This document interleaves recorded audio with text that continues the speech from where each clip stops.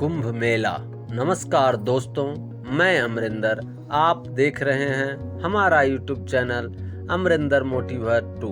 आज मैं आप लोगों को कुंभ मेला के बारे में बताने जा रहा हूं। धर्म के अनुसार भारत में मनाया जाने वाला विश्व का सबसे बड़ा धार्मिक मेला कुंभ मेला भारत में आयोजित होने वाला एक विशाल मेला है, जिसमें करोड़ों श्रद्धालु हर 12वें वर्ष प्रयाग, हरिद्वार, उज्जैन और नासिक में से किसी एक स्थान पर एकत्र होते हैं और नदी में पवित्र स्नान करते हैं। प्रत्येक 12वें वर्ष के अतिरिक्त प्रयाग में 2 कुंभ पर्वों के बीच 6 वर्ष के अंतराल में अर्ध कुंभ भी होता है। 2023 के कुंभ के बाद 2019 में प्रयाग में अर्ध कुंभ मेला का आयोजन हुआ था और अब 2025 में पुनः कुंभ मेले का आयोजन हो रहा है। प्रत्येक 4 वर्ष बाद प्रयाग, हरिद्वार, नासिक और उज्जैन में कर्म से आयोजित ज्योतिषीय गणनाओं के अनुसार यह मेला पौष पूर्णिमा के दिन आरंभ होता है और मकर संक्रांति इसका विशेष ज्योतिषीय पर्व होता है। जब सूर्य और चंद्रमा वृश्चिक राशि में और बृहस्पति मेष राशि में प्रवेश करते हैं, मकर संक्रांति के होने वाले इस योग को कुंभ स्नान योग कहते हैं और इस दिन को विशेष मंगलकारी माना जाता है, क्योंकि ऐसा माना जाता है कि इस दिन पृथ्वी से उच्च लोकों के द्वार इस दिन खुलते हैं और इस प्रकार इस दिन स्नान करने से आत्मा को उच्च लोकों की प्राप्ति सहजता से हो जाती है। यहाँ स्नान करना साक्षात स्वर्ग दर्शन माना जाता है। कुंभ का शाब्दिक अर्थ घड़ा, सुराही, बर्तन है। यह वैदिक ग्रंथों में पाया जाता है। इसका अर्थ अक्सर पानी के विषय में या पौराणिक कथाओं में अमृत के बारे में बताया जाता है।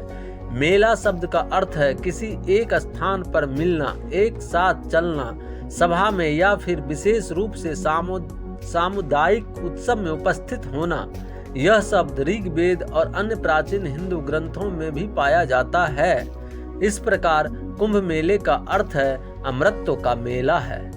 ज्योतिषीय महत्व, पौराणिक विश्वास जो कुछ भी हो, ज्योतिषियों के अनुसार कुंभ का असाधारण महत्व बृहस्पति के कुंभ राशि में प्रवेश तथा सूर्य के मेष राशि में प्रवेश के साथ जुड़ा है।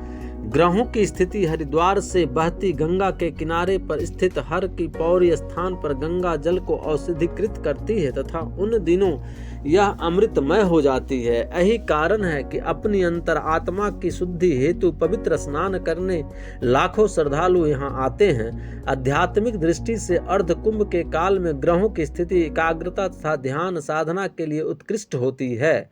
हालांकि सभी हिंदू त्योहार समान श्रद्धा और भक्ति के साथ मनाए जाते हैं, पर यहाँ अर्ध कुंभ तथा कुंभ मेले के लिए आने वाले पर्यटकों की संख्या सबसे अधिक होती है।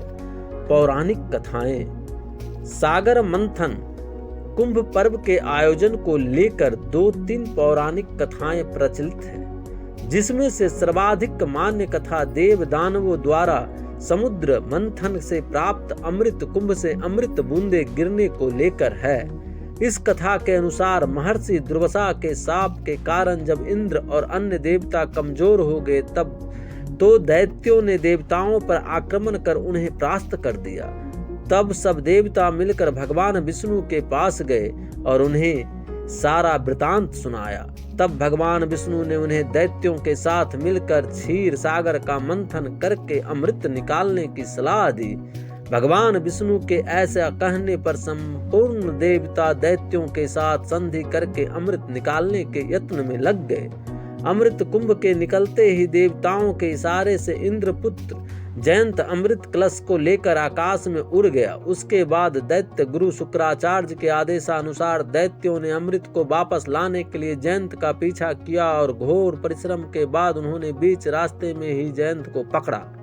तत्पश्चात अमृत कलश पर अधिकार जमाने के लिए देव दानवों में 12 दिन तक अविराम युद्ध होता रहा। इस पर परस्पर मार काट के दौरान पृथ्वी के 4 स्थानों प्रयाग, हरिद्वार, उज्जैन, नासिक पर कलश से अमृत बूंदे गिरी थी। उस समय चंद्रमा ने घट से प्रसवन होने से, सूर्य ने घट फूटने से, गुरु ने दैत्यों के अपहरण से एवं शनि ने देवेंद्र के भय से घट की रक्षा की। कलह शांत करने के लिए भगवान ने मोहिनी रूप धारण करे था अधिकार सबको अमृत बांट कर पिला दिया। इस प्रकार देव दानव युद्ध का अंत किया गया। अमृत प्राप्ति के लिए देव दानवों में परस्पर 12 दिन तक निरंतर युद्ध हुआ था। देवताओं के 12 दिन मनुष्यों के 12 वर्ष के तुल्य होते हैं। अतएव कुंभ भी 12 होते हैं। उनमें से 4 कुंभ पृथ्वी पर होते हैं और 8 शेष 8 कुंभ देवलोक में होते हैं, जिन्हें देवगण ही प्राप्त कर सकते हैं। मनुष्यों की वहां पहुंच नहीं है। जिस समय में चंद्रादिकों ने कलश की रक्षा की थी, उस समय की वर्तमान राशियों पर रक्षा करने वाले चंद्र सूर्योदय का ग्रह जब आते हैं, उस समय कुंभ का योग होता है। अर्थात जिस वर्ष जिस राशि पर सूर्य, चंद्रमा और बृहस्पति का संयोग होता है, उसी वर्ष उसी राशि के योग में जहाँ जहाँ अमृत बूंद गिरी थी, वहाँ वहाँ कुंभ पर्व होता है। ओम नमः शिवाय, ओम नमः शिवाय, ओम वासुदेवाय नमः, ओम वासुदेवाय।